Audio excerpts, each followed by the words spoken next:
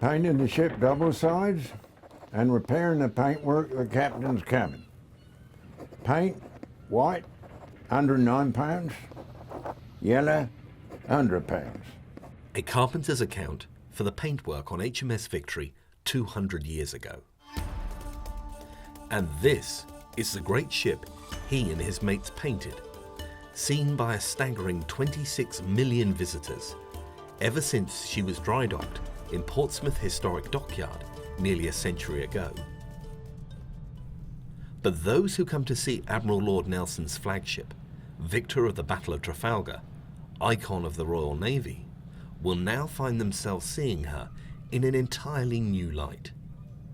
As you can see behind me, this is the 1925 colour scheme that was introduced when the ship came in for restoration in the early 1920s. We're currently washing down the ship's surface with a gentle soap and water solution to remove any salts and dirt that have accumulated. We'll then be filling any cracks in the caulking seam to ensure that we keep water away from the insides of the ship. And then we'll be repainting it with a single coat solution which should hopefully last a couple of years. And as you can see behind me now, this is the new ship's colour, and the whole ship will be painted in this much more muted colour scheme. One part that I particularly like is the new gun port colour, which is very fiery, and I can imagine would put the fear of God into people that saw when those gun ports were opened. So the colour has drifted over time into this mustardy orangey colour that we've seen really since the mid-1990s. We've been using the shade. So we've been fairly confident for some time now that Victory had been painted the wrong colour. We just weren't very sure what the correct colour was.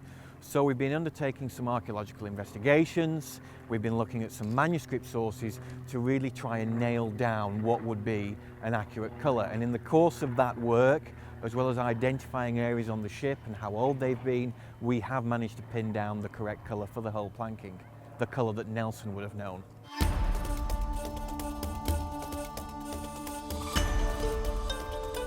Sourcing the exact colour Nelson would have known required expert help. The National Museum turned to a team far away from Portsmouth, far away indeed from the sea itself, to find Victory's true 1805 colour, working from minute paint samples taken from the ship and carefully dated. Right, having brought the samples back to the lab, all the bags of samples in their small bags, we then go to mount the samples in the polyester resin, half filling the cells. We then put the samples on top it with resin. That's allowed to dry. We then polish that back and we get a selection of samples, obviously in the resin as this. So a row of samples or cross sections. And then place that underneath the microscope. And if we just bring it in 200 times magnification, we get a better look. Down at the base, the layer here, this orangey layer, we've identified in other parts of the vessel that date from 1802. And then the paint layer above that, intriguingly, has burn layers on the surface. You can clearly see them across there, which date from 1805. And it would be interesting to think that was the burning from the Battle of Trafalgar. And it's not just been a case of identifying one colour. A wide range was used on HMS Victory in her greatest days, the era of Nelson and Trafalgar. Those too had to be accurately identified, even as with the fiery red of the gun ports, working from original recipes.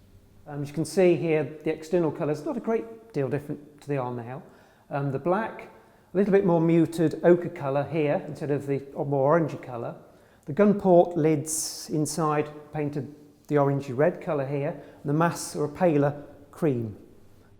It would have been the job of the young apprentices to help the painters make their paint. You start off by a linseed oil base. In this case it's just a raw linseed oil, and into that we grind the pigment. Now it's the metal component in the pigment, in this case it's red lead, that helps the linseed oil to polymerise or to dry.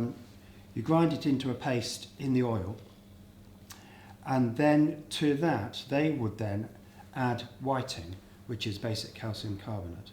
Now whiting has no colour properties when it's in the oil, so basically it makes the paint go further, but it doesn't change the colour, it goes translucent.